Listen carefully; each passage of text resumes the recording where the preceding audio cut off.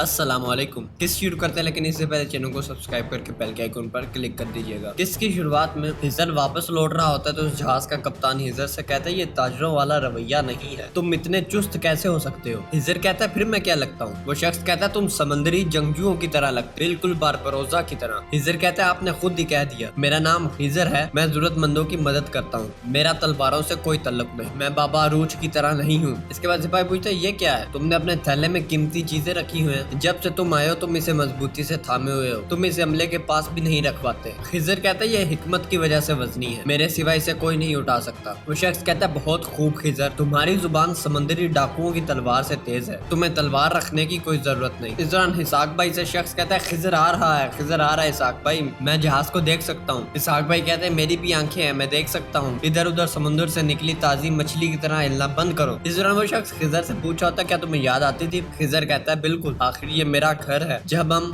اس سے دور ہوتے ہیں تو تکلیف ہوتی ہے، لیکن جب ہم اس کے قریب پہنچتے ہیں تو ہمیں اس کی گرم جوشی محسوس ہوتی ہے۔ اس دوران بابا عروج کو وہ شخص سلام کرتا ہے۔ بابا عروج کہتے ہیں وعلیکم السلام، لیکن تم میں مجھے رئیس بلانے کی ضرورت نہیں ہے، میں ابھی ایک چھوٹی کشتی کا بھی مالک نہیں ہوں۔ پیغام رساں کہتا ہے چونکہ تمہارے بھائی الیاس نے تمہیں آگا رئیس بلایا اس لیے میں بھی تمہیں اسی طرح بلاؤں گا۔ بابا عروج کہتے ہیں کیونکہ بچپن ہی سے ہمیں گیلیون ایک بڑا تجارتی جہاز خریدنے کا شوق تھا، تب سے یہ مجھے آگا رئیس کہتا ہے، اس کے علاوہ ہر کوئی مجھے بابا عروج کہتا ہے۔ وفد کہتا ہے ٹھیک ہے بابا عروج، دراصل میں تمہارا شکریہ ادا کرنا چاہتا تھا۔ بابا عروج کہتے ہیں کیوں؟ وفد کہتا ہے کہ میں نے انجانے میں ایلچی کی جگہ ایک ڈاکو کو مملوک کے لیے تربیت دی، تم نے مجھے ان کمپنیوں کی غداری سے بچایا، تم نے میری ریاست کی عزت کو بحیرہ روم کے دریا میں ڈوبنے سے بچایا، تم اس کے لیے تلواروں کے سامنے کود پڑے۔ بابا عروج کہتے ہیں میں نے آپ کی حفاظت کے لیے یونیٹا سے اپنے پیسے وصول کیے، میں ان پیسوں کو حلال کرنے کے لیے موت سے بھی لڑ سکتا ہوں۔ جب آپ بیکری سے روٹی خریدتے ہیں تو کیا آپ نان بائی کا شکریہ ادا کرتے ہیں؟ وفد کہتا ہے دراصل میں کرتا ہوں، اور یہ سن کر سب ہنسنے لگ پڑتے ہیں۔ بابا عروج کہتے ہیں مجھے آپ پسند ہیں، شکریہ، میں جا کر دوسروں کو دیکھتا ہوں۔ اس کے بعد بابا عروج نیچے ڈیک پر آتے ہیں اور پوچھتے ہیں کیا ہو رہا ہے، اور پوچھتے ہیں کیا تم نے ہمارے شہید بھائیوں کے خاندان کے لیے پیسے بچائے ہیں؟ سپاہی بتاتا ہے میں نے سب سے پہلے یہی کیا عروج بابا، لیکن کچھ زیادہ نہیں بچا، یہ 3 سونے کے سکے اور یہ تانبے کا ٹکڑا۔ بابا عروج کہتے ہیں یہ ان کا حق ہے۔ سپاہی کہتے ہیں ہر ایک کو اپنا حق مل گیا بابا عروج، صرف آپ رہتے ہیں۔ اس دوران ایک پاس شخص کھڑا ہوتا ہے، بابا عروج پوچھتے ہیں اور یہ بھائی؟ سپاہی بتاتا ہے صرف یہ اور آپ رہتے ہیں، اور اس کے بعد سونے کے سکے اور تانبا آگے کرتے ہیں۔ بابا عروج سونے کے سکے پکڑتے ہیں اور شخص کو دے دیتے ہیں، اور تانبے کا ٹکڑا خود رکھ لیتے ہیں اور کہتے ہیں یہ میری قسمت ہے۔ اس دوران مڈلی کے خوبصورت شہر میں خضر کا جہاز پہنچ جاتا ہے۔ خضر کے بھانجے ملتے ہیں اور بھانجے کہتے ہیں ہم نے آپ کو بہت یاد کیا ہے۔ خضر کہتا ہے میں نے بھی تمہیں بہت یاد کیا میرے شیروں، ادھر آؤ بدماشو، دیکھو تمہارا چچا تمہارے لیے کیا لائے ہیں۔ اور اس کے بعد خضر کچھ تحفے نکال کر اپنے بھتیجوں کو دیتے ہیں۔ اس کے بعد خضر اسحاق صاحب سے ملتا ہے۔ اسحاق صاحب کہتے ہیں خوش آمدید خوش آمدید۔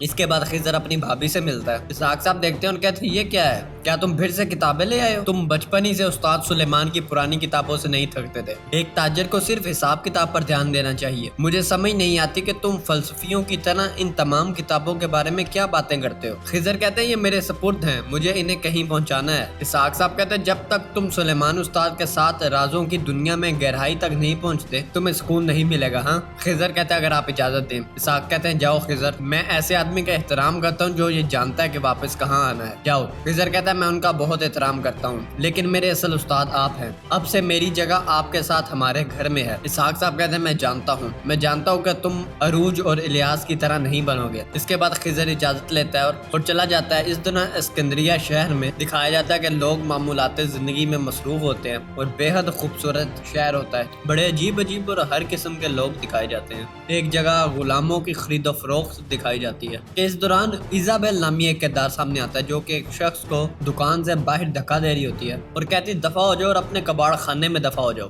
اور ایک محافظ انہیں روکتا ہے۔ ایزابل کہتی میں انہیں دوبارہ کبھی نہیں دیکھنا چاہتی، اور یہ کہہ کر ایزابل اندر داخل ہو آتی ہے۔ تو اس دوران کچھ لوگ ایزابل سے پوچھتے ہیں کہ جہاز کا کیا حال ہے۔ ایزابل بتاتی ہے ہاں ایک جہاز بہت جلد روانہ ہوگا، یہ سسلی کے ساحلوں پر جائے گا، اس سال وہاں زیتون کی فصل کی پیداوار بہت زیادہ ہوئی، اگر تم زیادہ پیسہ کمانا چاہتے ہو میں اس جہاز میں سرمایہ کاری کی تجویز کرتی ہوں۔ ایک شخص کہتا ہے میں 100 وینس سکے دے سکتا ہوں، دوسرا کہتا ہے میں 50 ہسپانوی ریال دے سکتا ہوں۔ ایزابل کہتی میں تمہیں حملے کے پیسوں کا 100 میں سے 1% حصہ دیتی ہوں اور تمہیں آدھا حصہ دے رہی ہوں، تمہیں اپنا حصہ اس وقت ملے گا جب سامان یہاں لا کر بیچا جائے گا۔ اور ایزابل یہ کہہ کر جانے لگتی کہ وہ شخص ایزابل کا ہاتھ پکڑ لیتا ہے اور کہتا ہے کیا تم نہیں جانتی کہ 1 ریال کی کتنی قیمت ہے ایزابل؟ محافظ اس شخص کو روکنے لگتا ہے کہ ایزابل اشارہ کر دیتی ہے۔ وہ شخص اپنی بات مکمل کرتا ہے اور کہتا ہے کیا مطلب تمہارا آدھا حصہ؟ ایزابل بتاتی کہ اس کی قیمت ہر جگہ مختلف ہے اور یہاں بھی مختلف ہے، ہم طے کرتے ہیں کہ یہاں قوم کے پیسوں کی کتنی قیمت ہے۔ اور یہ سن کر وہ شخص ہاتھ چھوڑ دیتا ہے۔ محافظ بتاتا ہے کہ ہمیں کچھ گندم ملی ہے، میں اسے بندرگاہ لایا ہوں۔ ایزابل پوچھتی ہے کتنے تھیلے؟ وہ شخص بتاتا ہے بہت زیادہ، میں ان کو گن نہیں سکتا۔ ایزابل کہتی بہت اچھے، یہ قحط کے دوران بہت قیمتی ہوں گے، میں ان سے معاہدہ کروں گی، تم مردوں کو یہاں لے آؤ۔ اس دوران ایزابل سے ایک شخص کہتا ہے کہ اس سے پہلے کہ ہم اسکندریہ سے چلے جائیں ہم چاہتے ہیں کہ آپ ہمارے لیے کچھ محافظوں کا انتظام کریں۔ ایزابل کہتی ہے میں 2 محافظ دوں گی جن پر مجھے سب سے زیادہ اعتماد ہے، وہ آج یا کل مہم سے واپس آ جائیں گے، آپ اس کے فوراً بعد روانہ ہو سکتی ہیں۔ تو وہ شخص کہتا ہے معاہدہ طے رہا ایزابل۔ اس کے بعد ایزابل اگلے شخص کے سامنے آتی ہے۔ وہ شخص کہتا ہے تو تمہارے سب سے قابل اعتماد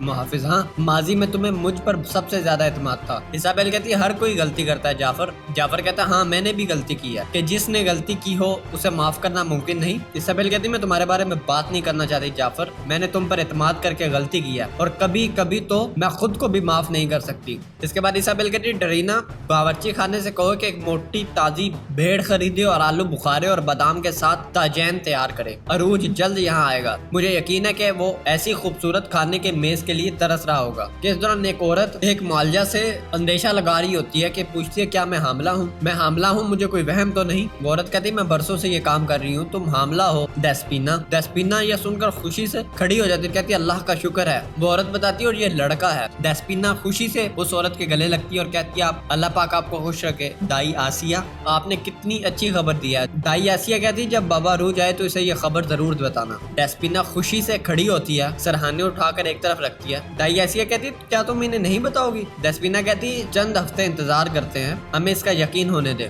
آسیہ کہتی اللہ۔ ڈیسپینا کہتی ہم نے پہلے بھی کوشش کی تھی، خدا ہر بار ہمارا امتحان لیتا ہے اور ہمیں بچہ نہیں عطا کرتا، میں عروج کو پھر سے جھوٹی امیدیں نہیں دینا چاہتی۔ آسیہ کہتی مجھے لگتا ہے آپ کو اسے بتانا چاہیے، ملاح کا ایک قدم یہاں ہوتا ہے اور ایک سمندر میں، چاہے یہ خبر جھوٹی ہو اس بات سے عروج کا دل گھر میں لگا رہے گا، فکر نہ کریں۔ ڈیسپینا کہتی میرے گھر کو لوگوں کی بری نظر سے خراب کرنے کی کوشش نہ کریں، میں صرف عروج کے کہنے پر اپنا گھر چھوڑ کر اتنی دور آئی ہوں، اگر اس نے مجھے چھوڑ دیا تو میں سمجھوں گی کہ وہ میرا عروج تھا ہی نہیں اور اسے خواب سمجھ کر یہاں سے چلی جاؤں گی۔ اور اس دوران مڈلی شہر میں خضر سلیمان استاد کی لائبریری میں پہنچتا ہے اور کہتا ہے کیا ان میں سے آپ کے پاس کسی خوبصورت خزانے کا نقشہ نہیں ہے سلیمان استاد کہتے ہیں خضر میرا بیٹا میں آج کل اچھا محسوس نہیں کر رہا، میں معذرت خواہوں کہ تم سے ملنے نہیں آ سکا، آؤ بیٹھو۔ خضر کہتا ہے کوئی بات نہیں، معافی مت مانگے۔ سلیمان استاد کہتے ہیں نیکو نے مجھے بتایا کہ تم آ رہے ہو لیکن مجھے لگا کہ تم گھر جاؤ گے اور شام کو یہاں آؤ گے۔ خضر کہتا ہے کہ ہمارے پاس ضائع کرنے کے لیے وقت نہیں ہے اور اس کے بعد خضر تھیلے میں سے کچھ چیزیں ٹیبل پر رکھتا ہے۔ سلیمان استاد کہتے ہیں میرے خیال میں تمہیں خزانے کے نقشے کی ضرورت نہیں ہے خضر، لگ رہا ہے کہ تمہیں پہلے ہی کسی اور کا خزانہ مل گیا ہے۔ اور اس کے بعد سلیمان استاد ان چیزوں کو فرولتے ہیں۔ اس کے بعد خضر وہ تھیلا سلیمان استاد کے سامنے رکھتا ہے۔ سلیمان استاد پڑھتے ہیں جیم میم اور کہتے ہیں یہ جیم سلطان کا تھیلا ہے، کیا شہزادے کرکت آخر اس تک پہنچ گئے؟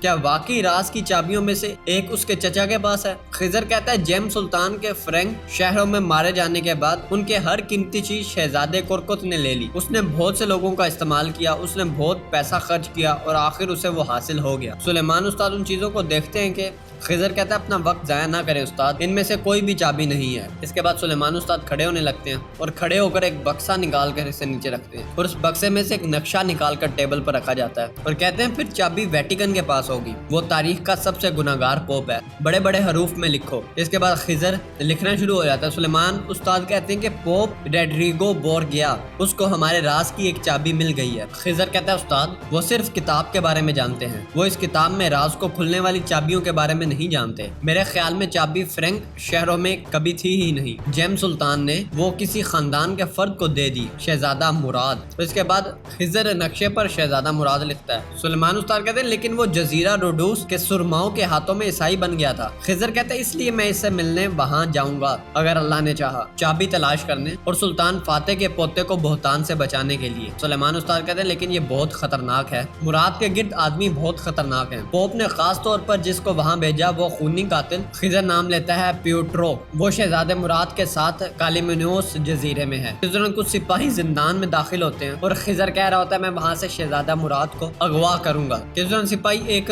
قیدی کو لا رہے ہوتے ہیں اور اسے لا کر زندان میں ڈال دیا جاتا ہے جہاں پہلے سے ایک قیدی موجود ہوتا ہے۔ سپاہی کہتا ہے میں تمہیں سانس لینے کی اجازت دے رہا ہوں لیکن اب میں بیزار ہو رہا ہوں، ان دنوں کو اپنا آخری موقع سمجھو اور جتنی جلدی ممکن ہو مجھے ان آدمیوں کے نام دو۔ اس شخص کی حالت کافی خراب ہوتی ہے، معلوم پڑتا ہے کہ اس شخص پر کافی تشدد کیا گیا ہے۔ قیدی کہتا ہے کبھی نہیں، میں نے کہا کبھی نہیں، کبھی نہیں۔ سپاہی کہتا ہے تم میں سے ایک بولے گا اور دوسرا مر جائے گا، اور یہ کہہ کر چلا جاتا ہے۔ اس دوران دوسرا قیدی پہلے قیدی کو جھنجھوڑتا ہے اور کہتا ہے کہ کیا تم ٹھیک ہو؟ جس قیدی کو لایا جاتا ہے وہ کہتا ہے ہم نہیں بولے، ہم نے کچھ نہیں کیا، لیکن میرے خیال میں ان میں سے کوئی برداشت نہ کر پائے۔ پہلے سے موجود قیدی کہتا ہے کیا اور بھی قیدی ہیں؟ لایا گیا قیدی کہتے ہیں اس کے پاس کچھ اہم معلومات ہے۔ قیدی کہتا ہے کیسی معلومات؟ دوسرا قیدی کہتا ہے اندلس سے تعلق رکھنے والا شخص اپنے بچے کے ساتھ بھاگ گیا۔ پہلا قیدی بول پڑتا ہے ایوب، دوسرا قیدی اس کے منہ پر ہاتھ رکھ لیتا ہے اور کہتا ہے کہ انہیں معلوم ہے کہ وہ بھاگ کر عرب سرزمین آ گیا۔ کیا ایوب محفوظ ہے؟ اگر وہ انہیں مل گیا ان کے لیے دیگر آدمیوں تک پہنچنا زیادہ مشکل نہیں ہوگا۔ پہلا قیدی کہتا ہے وہ بہت دور ہے، وہ مریوت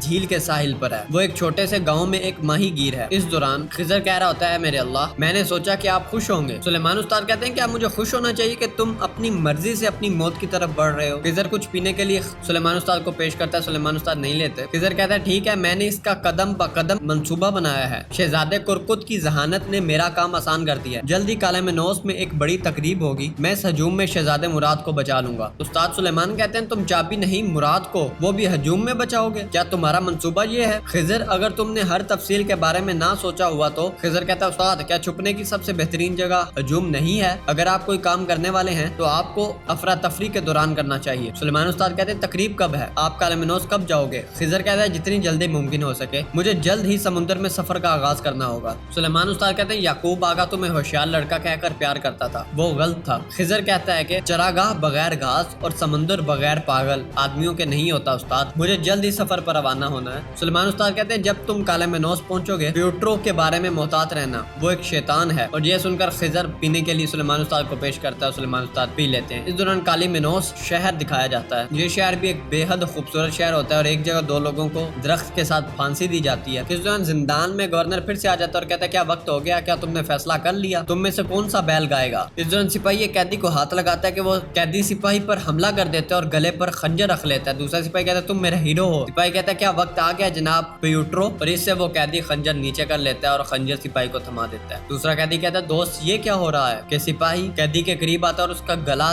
دبوچ لیتا ہے۔ پیوٹرو کہتا ہے میں نے تمہیں کہا تھا کہ یہ راز کسی کو مت بتانا۔ اس سے پتا چلتا ہے کہ پیوٹرو پہلے قیدی سے سچ اگلوانے کے لیے خود اس نے قیدی کا بھیس بدلا ہوا ہوتا ہے۔ پیوٹرو بات مکمل کرتا ہے اور کہتا ہے یہ تمہاری جان سے بھی زیادہ قیمتی ہے۔ قیدی کہتا ہے کوئی بھی اتنا ظالم اور پاگل نہیں ہو سکتا، یہ سارا وقت صرف مجھے دھوکہ دینے کے لیے تم نے خود پر تشدد ہونے دیا، تم نے مجھے بیوقوف بنایا ہے، ایسا ہی ہے نا؟ پیوٹرو کہتا ہے سب سے مشکل کام تمہاری آواز کو برداشت کرنا تھا، الوداع میرے دوست۔ اور یہ کہہ کر سپاہی قیدی کا گلا کاٹ دیتا ہے۔ پیوٹرو کہتا ہے کیا وہ تمہارے پاس ہے؟ اور اس کے بعد پیوٹرو اپنی انگوٹھی پہنتا ہے اور کہتا ہے میروٹ جھیل کے کنارے ماہی گیر ایوب وہ ان بھاگنے والوں میں سے ایک ہے جو اندلس سے بھاگے تھے، تحقیقات کرو اور اس کے بارے میں سب کچھ معلوم کر کے آؤ۔ اس دوران اسکندریہ شہر میں ایک نیا کردار سامنے آتا ہے اور وہ آ کر پوچھتی ہے کیا بچے ٹھیک ہیں؟ دوسری عورت بتاتی ہے ویسے ہی ہیں۔ وہ عورت بچے کے قریب بیٹھتی ہے اور کہتی میرے بچے کیا تم ٹھیک ہو؟ اپنی ٹانگیں ننگی کرو، ٹھیک ہو جاؤ گے میرے بچے۔ لڑکا پوچھتا ہے زینب امی جان کیا یہ درد ختم نہیں ہوگا؟ میں مر رہا ہوں۔ زینب کہتی ہے ایسا مت کہو، تم ٹھیک ہو جاؤ گے، تم اپنے دوستوں کے ساتھ کھیلو گے، ٹھیک ہے؟ اس کے بعد زینب بچوں کی طرف دیکھتی ہے اور کہتی دیکھو یہاں کتنا ہجوم اکٹھا ہو گیا ہے، جاؤ تمہارے دوست ٹھیک ہو جائے گا، ٹھیک ہے جاؤ۔ یہ کہہ کر بچے چلے جاتے ہیں۔ پھر اس کے بعد زینب میڈلینا سے کہتی سرکے والا پانی تیار کرو، اس میں کالا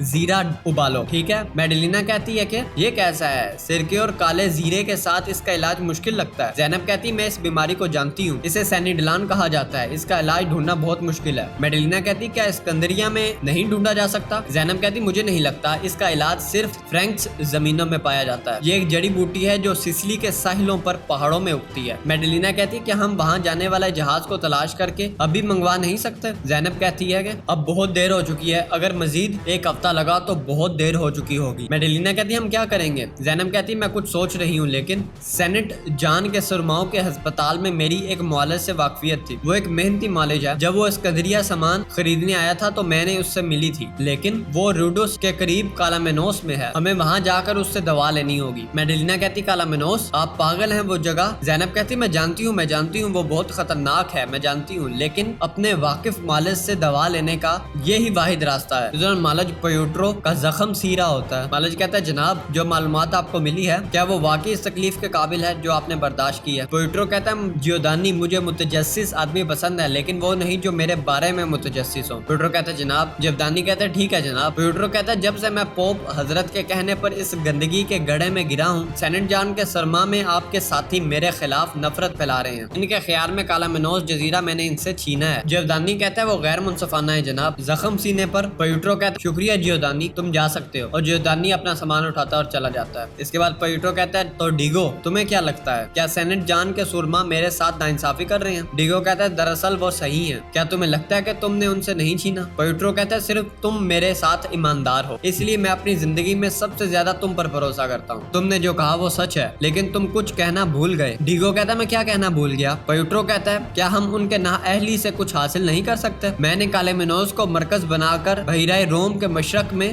گرہ باندھ دی، اور جب تک وہ گرہ مضبوط رہے گی عثمانی اور مملوک کا دم گھٹا رہے گا۔ اندلس ویسے بھی راکھ میں بدل گیا ہے، اور جو معلومات مجھ تک پہنچے ان سے ملنے والی طاقت کا شکریہ جس سے قاہرہ، یروشلم، اسکندریہ، قسطنطنیہ سب راکھ میں بدل جائیں گے۔ اس دوران بابا روج کے جہاز پر کھانا تقسیم کیا جا رہا ہوتا ہے۔ ایک شخص کہتا ہے دیکھتے ہیں کہ آج ہماری قسمت میں کیا ہے۔ شخص کہتا ہے یہی ہے۔ سپاہی کہتا ہے میں پیاز کے ساتھ روٹی کھا کر تھک گیا ہوں، میں اپنے خوابوں میں بھی پیاز کھا رہا ہوں میرے آغا۔ بابا روج کہتے ہیں شکر کرو الیاس، ہم سمندر میں بھیڑ نہیں پکا سکتے۔ کس دوران گولی ٹو پیک آتا ہے۔ بابا روج کہتے ہیں تم ٹھیک نہیں لگے گولی ٹو پیک، کیا بات ہے؟ گولی ٹو پیک کہتا ہے کہ بابا روج آئیں کہیں اور جا کر بات کرتے ہیں، یہ نجی ہے۔ بابا روج کہتے ہیں کسی سے چھپانے کی ضرورت نہیں ہے، کھل کر بات کرو۔ گولی ٹو پیک کہتا ہے کہ اس جہاز کا کپتان اس ڈاکو کو جانتا ہے جسے آپ نے مارا تھا۔ الیاس کہتا ہے اس میں غلط ہے، کیا اس نے غروب آفتاب کے بعد تمہیں بہت پریشان کیا؟ گولی ٹو پیک کہتا ہے نہیں الیاس نہیں، ایسا کچھ نہیں ہے، انہوں نے پہلے بھی جہازوں پر حملہ کر کے سب کچھ لوٹ لیا تھا۔ اسے انریکو کہا جاتا تھا، کہا جاتا ہے کہ اس کا ایک بھائی ہے جو ایک بدکار قاتل ہے۔ دوسرا سپاہی کہتا ہے میں نے بھی اس کا نام سنا ہوا ہے، اس کا نام اینٹوان ہے اور اس کا لقب پوسائیڈن ہے۔ کس دوران اسے اینٹوان کو دکھایا جاتا ہے اور وہ سپاہی بتا رہا ہوتا ہے وہ کافر کہتا ہے کہ میں پوسائیڈن ہوں، یعنی جسے کافر اپنے قدیم عقیدوں میں مانتے ہیں ایسے ہی وہ اپنے آپ کو سمندروں کا خدا کہتا ہے۔ ایلچی کہتا ہے میں نہیں چاہتا کہ میری وجہ سے تمہیں کچھ ہو۔ بابا روج کہتے ہیں مڈلی میں ہمارے ساتھ ایک پاگل آدمی ہوتا تھا، وہ الجھن میں پڑ جاتا تھا، وہ کبھی کہتا تھا کہ میں بازنطینی حکمران کانسٹنٹائن ہوں اور جزیرے کے لوگ اس کے ساتھ اچھا سلوک کرتے تھے اور سمجھانے کی کوشش کرتے تھے، اور بعض اوقات وہ بگڑ جاتا تھا اور اپنے آپ کو کانسٹنٹائن کہنا بند کر دیتا تھا۔ پھر حالات بدل جاتے تھے، جب تک اس نے سلطنت نہ چھوڑ دی تب تک انہوں نے اسے بازار میں مارا پیٹا۔ اگر ہم اینٹوان سے ملے مجھے یقین ہے کہ جب وہ ہمیں دیکھے گا وہ اپنا ذہن بدل لے گا، اور اگر وہ نہیں بدلتا اور اگر وہ اپنے آپ کو سمندر کا خدا کہتا رہا تو ہم اسے اچھی طرح ماریں گے اور مسئلہ ختم ہو جائے گا۔ سپاہی کہتا ہے اگر آپ کہہ رہے ہیں تو ایسا ہی ہوگا بابا روج، ٹھیک ہے، میں نے آپ کو صرف خبردار کرنے کے لیے کہا۔ بابا روج کہتے ہیں بہت خوب، ٹھیک ہے، اور یہ کہہ کر سپاہی چلے جاتے ہیں۔ اس دوران اینٹوان دکھایا جاتا ہے جو کہ ایک جزیرے پر کچھ مال لوٹ رہا ہوتا ہے اور کہتا ہے بس اتنے ہی ہیں؟ سپاہی کہتا ہے جی جناب۔ اینٹوان کہتا ہے کیا تمہیں 3 مختلف ترکی گاؤں سے صرف اتنے غلام مل سکے؟ سپاہی بتاتا ہے جناب انہوں نے میرے خلاف مزاحمت کی لہٰذا ان میں سے اکثر مر گئے۔ اینٹوان کہتا ہے کتنا بے معنی نقصان ہے، تو انہوں نے تھکے اور اکتائے ہوئے مر جانے کا انتخاب۔ اینٹوان ایک قیدی سے کہتا ہے تم کسان نہیں ہو۔ وہ شخص کہتا ہے میں ہوں، میں کھیتوں میں کام کرتا ہوں۔ اینٹوان کہتا ہے تم جھوٹ بول رہے ہو، تمہارے ہاتھ سخت نہیں ہیں۔ وہ شخص کہتا ہے میں اس گاؤں میں مہمان کے طور پر گیا تھا، میں ایک کاتب ہوں۔ اینٹوان کہتا ہے بہت خوب، اسے لے جاؤ، بچنے کے لیے اپنے دوستوں کو مطلع کرو، ان کے پاس تاوان کے پیسے ہونے چاہیے۔ کس دوران 2 لوگ کشتی پر بڑی مشکل سے جان بچا کر اینٹوان کے پاس پہنچے اور کہتے ہیں جناب آپ کا بھائی ہارنیکو مر گیا ہے۔ اینٹوان یہ سن کر دنگ رہ جاتا ہے اور کہتا ہے کس نے مارا؟ سپاہی بتاتا ہے اروج نامی آدمی نے سب کو مار دیا، صرف میں ہی زندہ بچا ہوں۔ اینٹوان اس شخص کا گلا پکڑ لیتا ہے اور کہتا ہے کیوں؟ وہ شخص بتاتا ہے جب مجھے موقع ملا تو میں آپ کو اطلاع دینے آ گیا، اور اینٹوان یہ سن کر غصے میں تلوار نکالتا ہے اور آس پاس کے سب لوگوں کو مار ڈالتا ہے اور کہتا ہے میں اس اروج نامی شخص کے بارے میں سب کچھ جاننا چاہتا ہوں۔ اس دوران مڈلی شہر میں خضر اور اسحاق بیٹھے ہوئے ہوتے ہیں۔ خضر کہتا ہے سب کچھ ٹھیک ہے اسحاق آقا،